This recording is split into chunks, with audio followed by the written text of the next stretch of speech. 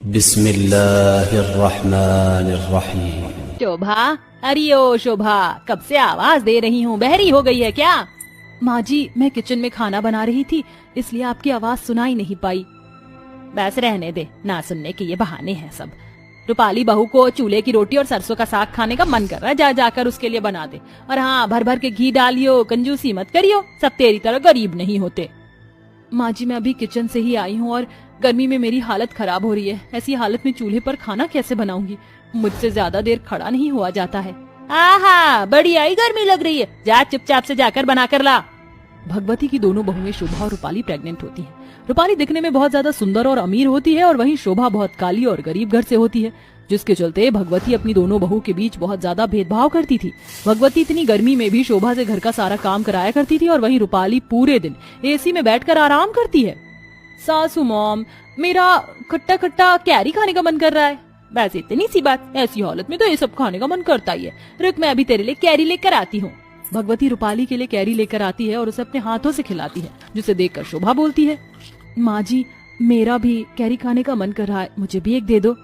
आई बड़ी कैरी खाने वाली, ये कैरी क्या तेरे बाप ने भेजी है? ये रूपाली बहू के घर से आई है, उसका मायका तेरे मायके की तरह नहीं है कि एक फूटी कौड़ी भी ना भेजे, समझी? और वैसे भी तू ये सब खाकर करेगी भी क्या? होगा तो तेरा बच्चा तेरे जैसा ही। हाँ, मैंने छत पर कच्चे आम रखे, जा जाकर उनका मेरी बहू के लिए अचार बना दे। अपनी सास के मुंह से अपने लिए और अपने होने वाले बच्चे के लिए ऐसी बात सुनकर शोभा की आंखों में आंसू आ जाते हैं। शोभा बिना कुछ कहे धूप में बैठकर अचार बनाती है और धूप में काम करने की वजह से शोभा को काफी प्रॉब्लम होती है, लेकिन भगवती को इस बात से कोई फर्क नहीं पड़ता है। वो अपनी गोरी बहू को भी जूस तो कभी फ्रूट्स कुछ न कुछ खिलाती रहती थी और शोभा से एक बार पूछती भी नहीं थी। ऐसे ही समय बीत जाता है और रूपाली और शोभा दोनों की डिलीवरी का टाइम आ जाता है। मुबारक हो, आप दोनों की बहुओं को प्यारी प्यारी बेटी हुई है। क्या सच में हमें बेटी हुई है? अरे कांग्रेचुलेशंस भाई। तुझे भी भाई। कितनी गोरी पोती है मेरी, बिल्कुल अपनी माँ पर गई है। शोभा देखो, हमारी बेटी कितनी प्यारी है, वो पूरी की पूरी तुम पर गई है। थैंक यू सो मच, तुमने मुझे इतनी प्यारी बेटी जो दी। भगवती अभी भी अपनी आदतों से बाज नहीं आती है। वो अपनी गोरी पोती के सामने अपनी काली पोती को देखती भी नहीं है। 3 दिन हो जाने के बाद भगवती अपनी दोनों बहुओं के साथ घर आ जाती है। भगवती अपनी बहुओं के साथ साथ अपनी काली गोरी पोतियों में भी भेदभाव करना शुरू कर देती है और ऐसे ही समय बीत जाता है।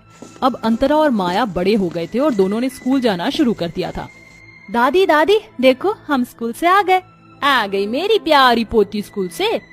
दादी दादी, बहुत गर्मी लग रही है। मेरी पोती को गर्मी लग रही है, तू यहाँ एसी में बैठ, मैं तेरे लिए अभी ठंडा ठंडा जूस लेकर आती हूँ।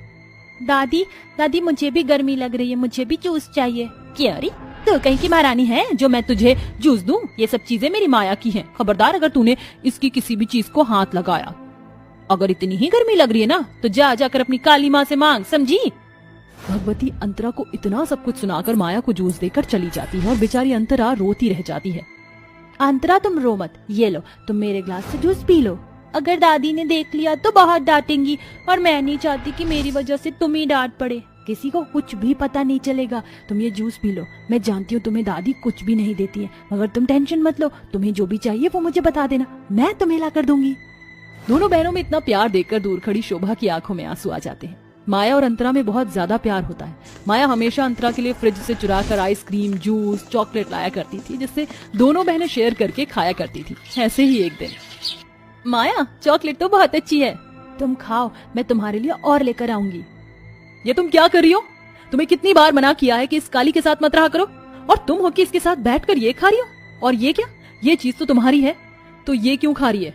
और तुझे कितनी बार बोला है कि मेरी बेटी से दूर रहा कर, अपनी तरह मेरी बेटी को भी काली करेगी क्या? माँ, आप अंतरा को क्यों डांट रही हो? इसमें अंतरा की कोई गलती नहीं है, मैंने ही ये सब चीजें अंतरा को लाकर दी थी। रूपाली माया की कोई भी बात नहीं सुनती। रूपाली अंतरा के हाथ से सारी खाने पीने की चीजें छीन लेती और उसे धक्का देकर माया को लेकर वहां से चली जाती। ऐसे ही समय बीतता जाता है। भगवती की तबीयत खराब रहने लगती है। डॉक्टर के चेक करने पर पता चलता है कि भगवती को चिकन पॉक्स हो गया है। रूपाली बहू, एक ग्लास पानी पिला दो, बहुत प्यास लग रही है, गर्मी में गला सूखा जा रहा है। मैं कोई पानी वानी नहीं पिलाने वाली हूँ, समझी? कहीं मुझे भी चिकन पॉक्स हो गया तो आप मुझसे और मेरी बेटी से दूर रहो। इतना कहकर रूपाली वहां से चली जाती है। जिस बहू को भगवती ने इतना प्यार दिया था, आज उसी बहू के मुंह से अपने लिए ऐसी बात सुनकर भगवती की आंखों में आंसू आ जाते हैं। लेकिन शोभा अभी भी अपनी सास की सेवा करना नहीं छोड़ती है। शोभा अपनी सास का पूरा ध्यान रखती है। भगवती की वजह से अब रूपाली को भी चिकन पॉक्स हो जाता है। माँ आपको क्या हुआ? बेटा दूर रहो तुम मुझसे, वरना तुम्हें भी मेरी बीमारी हो जाएगी। माया वहाँ से रोते रोते अपनी चाची के पास चली जाती है और उन्हें सब बता देती है, जिसे सुनकर शोभा अपनी सास के साथ साथ रूपाली का भी ख्याल रखती है।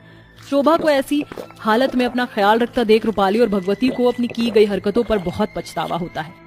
ए शोभा बहू, मुझे माफ कर दे, मैंने तेरे काले रंग की वजह से तुझे कभी भी अपनाया नहीं, हमेशा तुझे ताने देती रही, कभी तुझे प्यार से दो बोल भी नहीं बोले।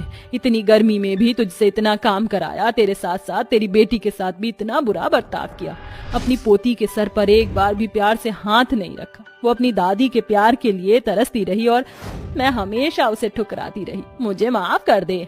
शोभा, मुझे भी माफ कर दो, मैंने भी कभी तुम्हारे साथ अच्छा बर्ताव नहीं किया, हमेशा तुम्हें अपनी सुंदरता का धौंस दिखाया।